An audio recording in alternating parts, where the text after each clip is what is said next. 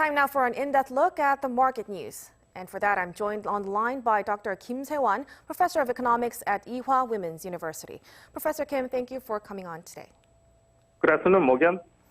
As you've mentioned, the coronavirus outbreak is spreading worldwide with the anticipation over the development of new vaccines to cope with the epidemic. U.S. stocks saw a sharp rise on Wednesday. Professor, take us through the global markets today. Yes, U.S. and European stock market rallied on Wednesday, and that largely recovered the losses by China's coronavirus outbreak. The speed of virus spread is slowing down, and the possibility of, as you talked about, developing medicine for coronavirus is increasing. So because of this, Dow Jones Industrial increased by 1.7%, which is a huge increase in a single day. And S&P 500 also increased by 1.1%.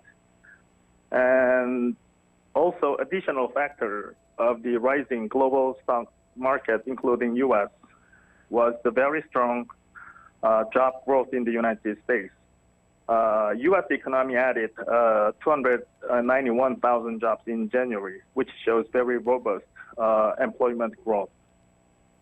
Now, stocks in South Korea also started off with extended gains this Thursday. What exactly was the story on the Kospi and Kosdaq? The positive factors that we talked about the global stock market is also affecting Korean stock market today.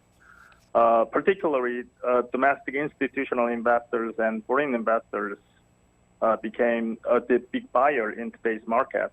So because of this, Kospi increased by 2.9%, one of the largest increase in a single day in the last 5 years. And Kosdaq also increased by 1.7% for today.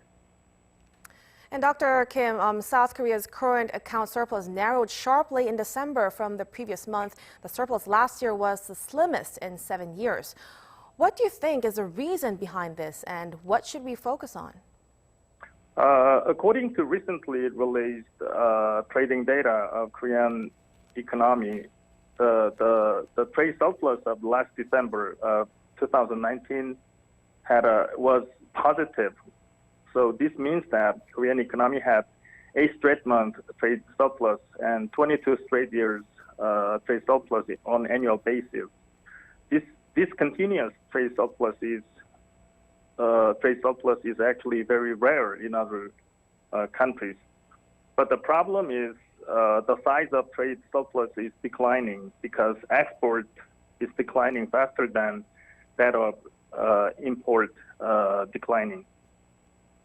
Yes, and global credit rating service provider S&P forecasts that the novel coronavirus outbreak could threaten Asia's economy. It warned that the outbreak could affect the asset integrity of Korean banks, too. What do you think about this, and how should we be prepared for it?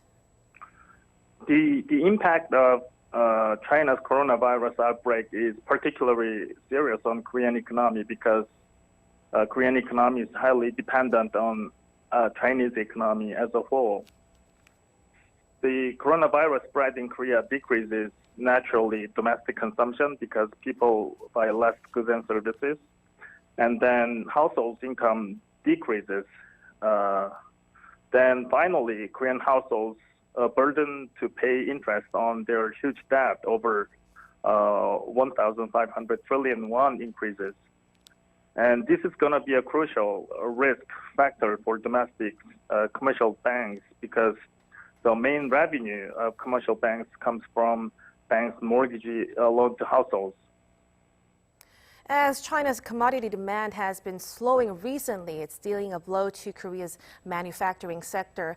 If this continues, many say the impact could spread worldwide. How much impact will this have on the global economy? Actually, it is too early to put out numbers on coronavirus outbreaks' effects on global economy.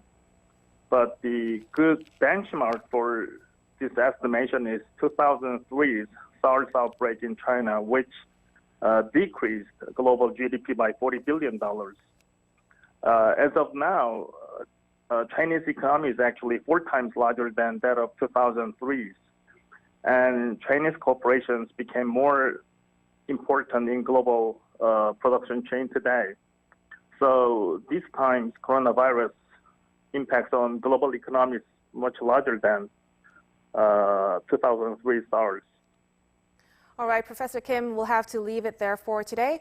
Thank you so much for coming in and sharing your insights. We'll appreciate it. Thank you very much.